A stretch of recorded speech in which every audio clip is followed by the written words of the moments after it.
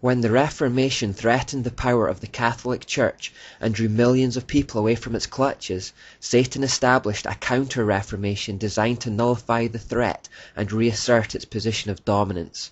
At the Council of Trent from 1545 to 1563, a commission of cardinals was put together to clean up the Catholic Church and to reassert its position of authority as the only true Church of God. Fundamental to this movement was the establishment of new religious orders. The most famous order to be created at this time, and the one that has gone on to become the largest in the world, was the Society of Jesus, or as they are more commonly known, the Jesuits. They would become one of the most infamous organizations in history. It's important we explore the Jesuits because it gives us deep insight into the mind and tactics of our enemy, but for that same reason I want to preface it with a warning that the next few parts will be dealing with some very twisted and evil themes. The founder of the Jesuits was a man called Don Inigo Lopez, who was born into an extremely wealthy family in the Basque region of Spain in 1491. He later changed his name to Ignatius Loyola. As a young man, Loyola was said by police records to be proud, violent, vindictive, and dangerous. His great life's ambition was to become a powerful military commander, which was going well until one particular battle where a cannonball broke one of his legs and heavily wounded the other. This event effectively ended his military ambitions. He was removed from the field of battle, underwent numerous painful surgical operations, and spent a long time in recovery. During this period, Loyola had a nervous breakdown as he struggled to come to terms with the end of his army career and the end of his life's ambition. In this fragile mental state, as he lay there with little else to occupy his mind, he began reading a number of fanciful religious texts about the works of the Catholic saints. Particularly inspired by the life of St. Francis of Assisi, he set out to emulate his deeds and those of others like him. He began to envision Jesus as a type of great military commander, and thought that although his physical army career was over, he could instead become a kind of general in Jesus' army instead, the goal of which would be to capture the world. Now as a cripple, he made his way across Spain to the mountains of Montserrat, where there was a Benedictine monastery. Within this monastery was a sacred goddess idol called the Black Virgin of Montserrat, which he stood before in vigil for 3 days. There he committed himself and his work to her. By doing so, he committed himself to the demonic goddess Asherah. From here, he decided that he would go to Jerusalem and conquer the Muslim world for Catholicism. His ambitions were halted, however, as Barcelona had the plague, and he was forced to stay in the small town of Manresa for 10 months instead. For those 10 months, he lived in a cave, torturing himself physically and mentally, until he began to have dreams and visions. Through these hallucinations he claimed that the secret doctrine of the Catholic Church was taught to him by a form in the air near him, and this form gave him much consolation because it was exceedingly beautiful. It somehow seemed to have the shape of a serpent and had many things that shone like eyes but were not eyes.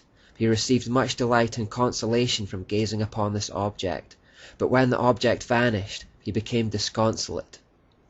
Here we see the telltale signs of a demonic cave revelation, exactly like that which Muhammad experienced.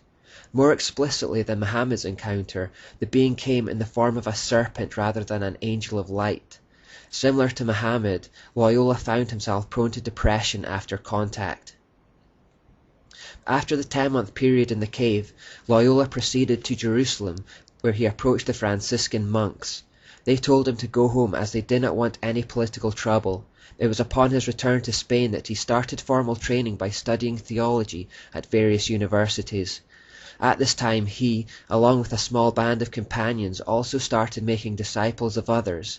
While Loyola preached, it was noted that some of his female followers became so hysterically zealous that one fell senseless, another sometimes rolled about on the ground, another had been seen in the grip of convulsions or shuddering and sweating in anguish.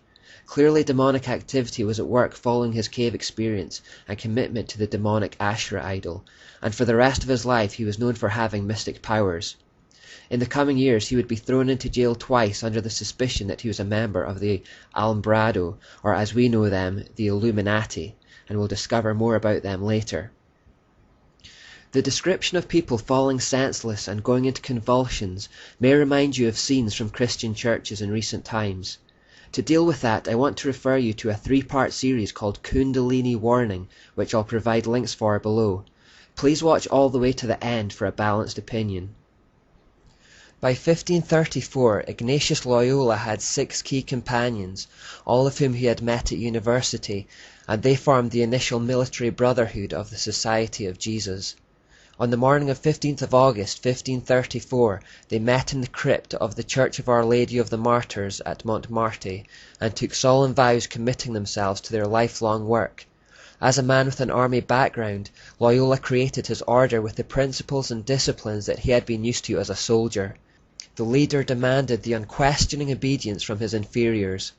Loyola was made the first superior general of the order, and they began the work of opposing the Reformation and re-establishing the dominance of the Catholic Church in Europe and around the world. They made their way to Rome where, in time, their society was accepted by the Pope, who at that time was Paul III. Paul III had seen the need of such a military order to repel the progress that the Protestant Reformation was making, as the Catholic Church seemed powerless by its own means.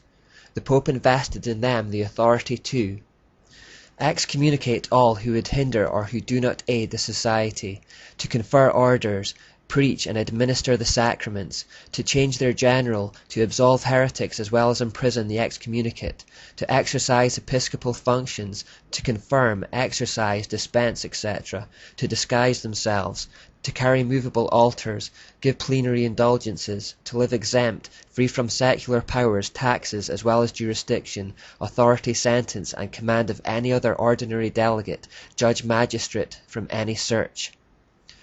In other words, the Jesuits were given authority from the Catholic Church to operate above the law and to employ any means necessary to do their work. With this remit, in time, the Jesuits became the most prominent and powerful of Catholic weapons against the Reformation.